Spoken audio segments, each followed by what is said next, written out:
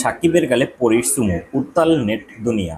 ঢাকাই সিনেমার আলোচিত চিত্রনায়িকা পরীমণি, তার নামটার সঙ্গেই জড়িয়ে থাকে আলোচনা সমালোচনা। যেখানেই যান, যাই করেন, সেটাই থাকে আলোচনার তুঙ্গে।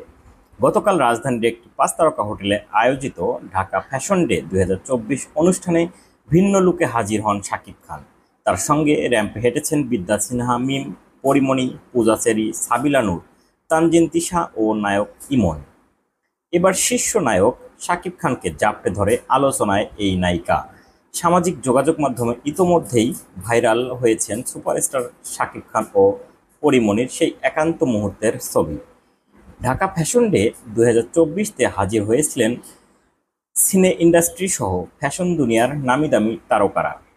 ফ্যাশন ডিজাইনার ও কোরিওগ্রাফার পিয়াল হোসেনের আয়োজনে প্রধান আকর্ষণ ছিলেন শাকিব খান। অনুষ্ঠানে নায়কের সঙ্গে মঞ্চে হাঁটতে দেখা যায় পরীমনিকেও। তবে মঞ্চের পিছনে দেখা হওয়ার সময় একে অপরকে জড়িয়ে ধরেন এবং সাকিবের গালে চুমু আঁকেন পরী। সেই ছবি ভিডিও এখন আলোচনার তুঙ্গে। প্রসঙ্গত, একসঙ্গে সিনেমায় অভিনয় করতেও দেখা গেছে শাকিব খান ও পরীমনিকে।